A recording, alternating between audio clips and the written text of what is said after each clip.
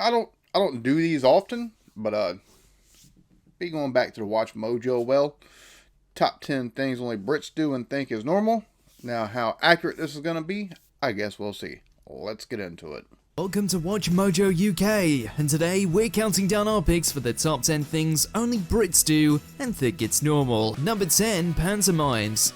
Every year, without fail, you know there's going to be pantomimes put on somewhere near you. Whether it's a bunch of amateurs having a go, a troupe of celebrities looking to boost their profiles, or Christopher Biggins, there are many types for all people. I beg your pardon. It's become a British tradition since it started back in the Middle Ages. Even though it's technically theatre, it's a very unique form, with audience participation encouraged with yells of "He's behind you" over and over again until your voice gets sore. Also, during pantos, you can find plenty of innuendos, over-the-top comedy, and songs, and typically the story will be some form of a fairy tale. Yeah, to be honest with you, that's something I can honestly say I don't know of anything that we have like over here. Because normally if you go to theater productions here, audience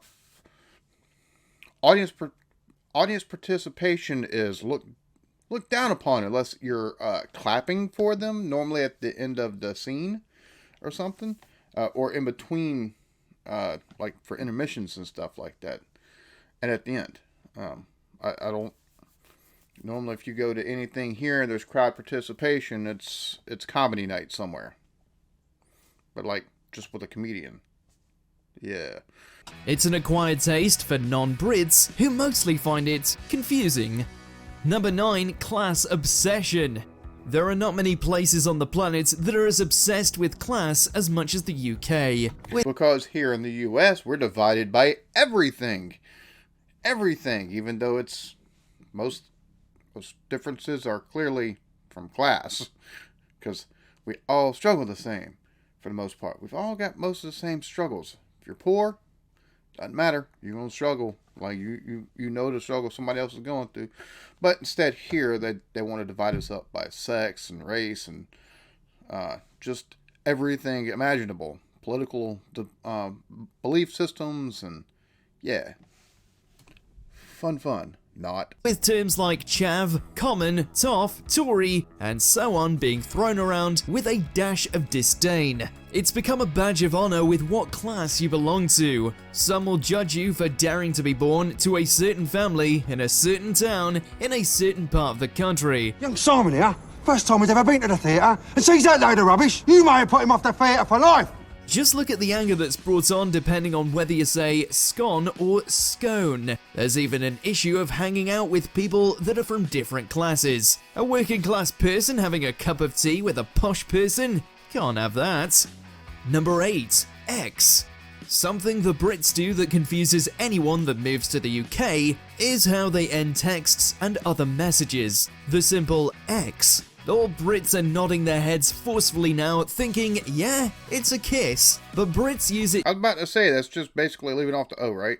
generously, just sending X's left, right, and center to everyone in their contacts, even your boss. Smiley face at the end? Smiley with a wink. It's cheeky. On top of this, the number of X's at the end of a message can be used like a secret code. 1 X makes you seem cold, or is for acquaintances. 2 X's is like testing the waters with someone you like, while 3 X's is for your family, partners, and close friends. 3 X's normally, that's associated with something that's, naughtiness. Let's see.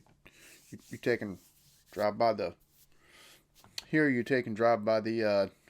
the adult bookstore and it's got the triple X's on it, or the ladies that dance around the poles, with being ever increasingly short on clothing, there's triple X's. So, but it being reserved to family, that's kind of weird. And if you use 4 or more, then you're desperate. Number 7, weather conversations.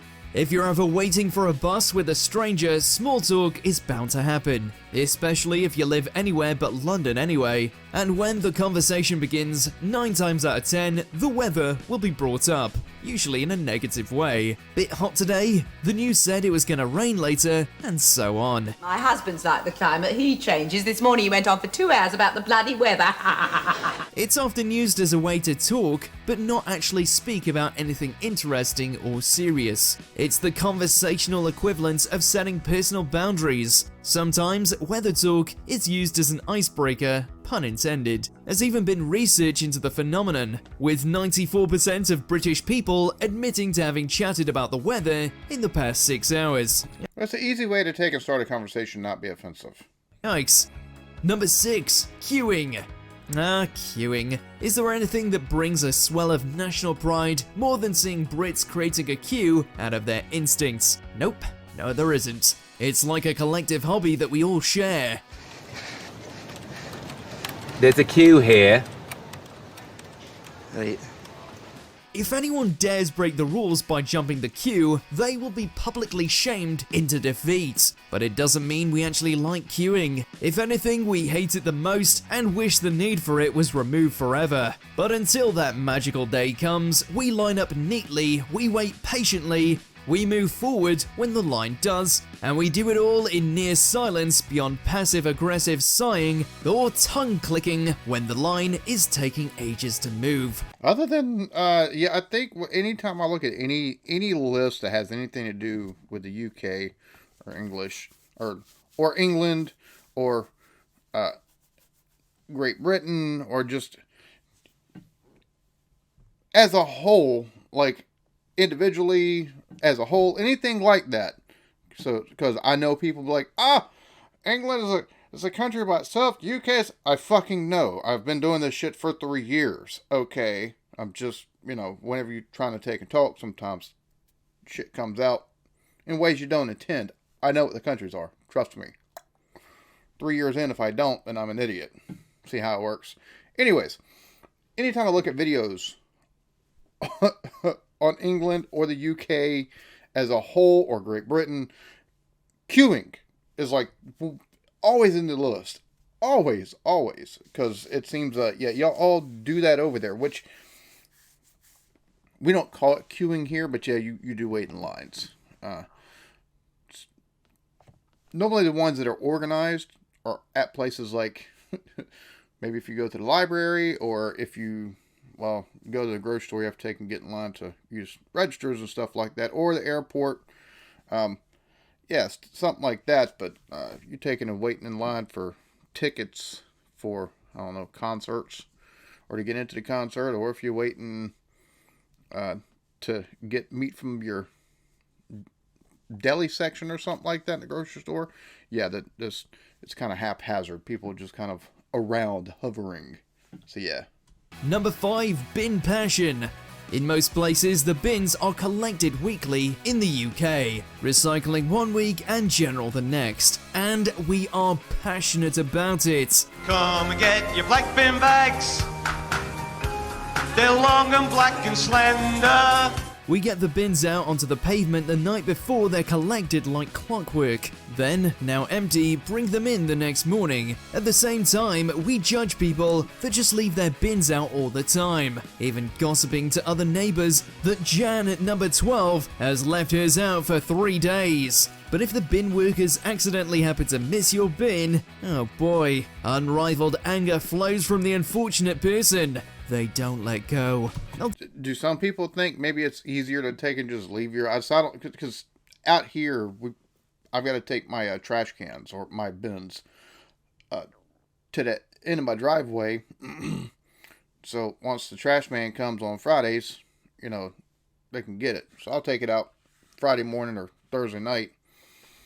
But there's plenty of people on our road who actually leave theirs right there at the end of their driveway. So when they get a full bag of trash, they just take it from the house, put it there. They don't have to take and worry about rolling them back and forth. So I wonder if, that's something similar. People don't do that, but again, I'm not over there. So is there a specific place until you have to put it at the, wherever that it gets picked up from, that you need to be keeping it to put your trash in, or like, how's that work?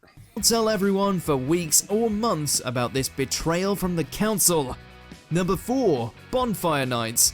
For non-Brits, the whole country gets really, really weird on the 5th of November. After all, we celebrate the story of Guy Fawkes trying to blow up Parliament by lighting one firework after another, often in someone else's garden on a freezing autumn evening. The fireworks are usually a little anticlimactic, but we continue with the tradition. On top of this, we get an effigy of Fawkes or someone in the news and lob it on top of a blazing bonfire. I don't suppose you'd come back in 12 hours when I've blown up the king? Then we watch it burn while drinking soup, tea, or hot chocolate, and holding a sparkler that fizzes out after 30 seconds. We also have to chant "Remember, remember the 5th of November, which we say over and over again. It's madness, yet delightful. Number 3, tea being a cure-all. When a Brit is facing a crisis of some kind, they're gonna put the kettle on to make a cup of tea. Celebrating tea. Thirsty tea. Not feeling well, tea. I know, because anytime I've said I don't feel all that great, or I'm feeling kind of bleh, I'm told, have tea. Hungry? Tea. Bored? Tea. Literally, we use this drink as a kind of cure-all. You've got to get out into the world again. Think positive. All emotions can be dealt with when consuming a warm cuppa. It doesn't really matter what the situation is. We're all just looking for an excuse to pop the kettle on for that pale brown nectar. After all, an estimated 60 billion cups of tea are consumed within our aisles each year. And by the way, y'all's tea does make some pretty good sweet tea, like southern sweet tea. It's, yeah, of course, it can't over sugar it, or it gets to where it tastes sour. But that happens with the tea bags we use anyways. But y'all's tea actually makes some really good sweet tea. And each Brit has a particular way they like their tea, and any other way is nonsense. Like, why would you put the milk in before the water? That's just bonkers. Number 2, drinking culture.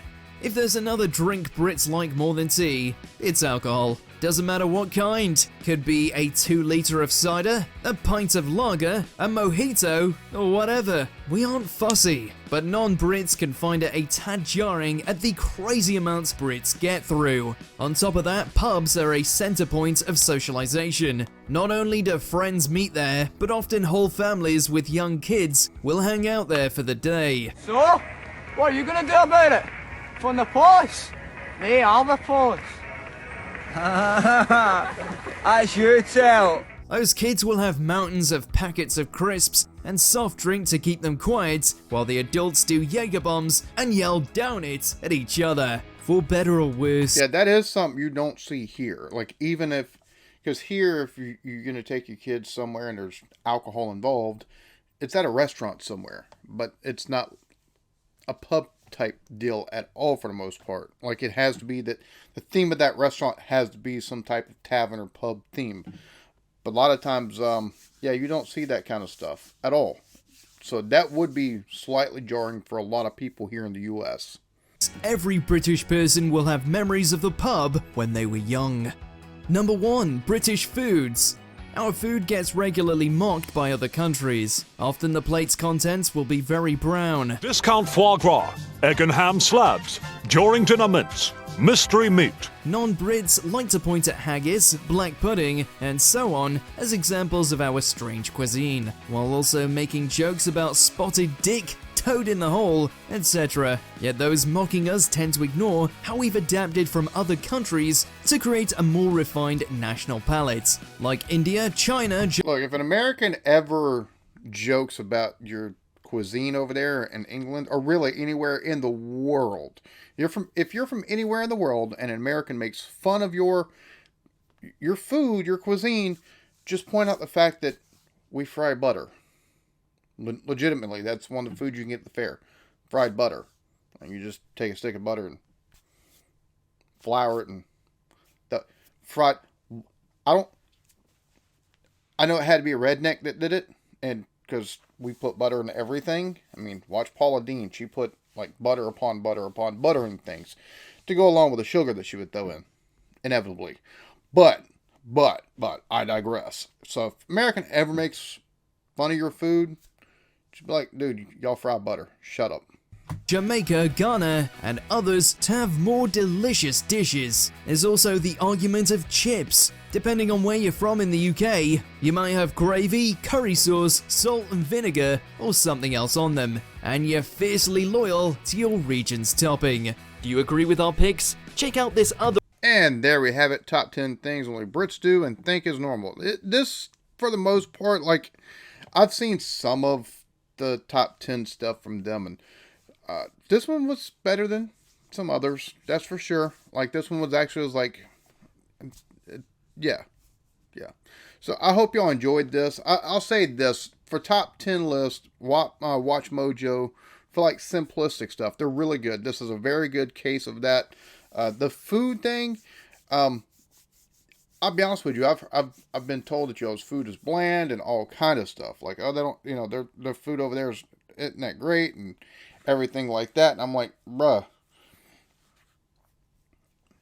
just because something's different doesn't mean it isn't great, or it doesn't mean it isn't good or worth eating. Like, I've seen some stuff that people cook over there that look fantastic. I mean, I've tried my best at doing the full English breakfast, and I'll put the video link for that like somewhere up in here. But really, really good, right? We fry butter. Like, who the hell thought of frying butter? Well, we fry butter as a cuisine choice over here. Like, we don't have a lot of room to talk. We really don't.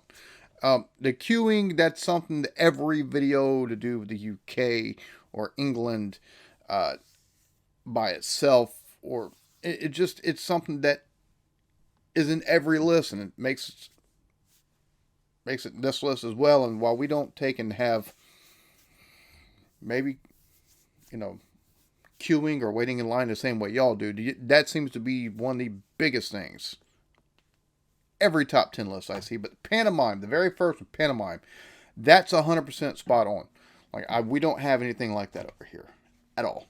So I think this was a fairly good list, in my opinion, because I've been through a couple of them on this channel, and yeah, I think this one's pretty well done. I hope y'all enjoyed this. I did.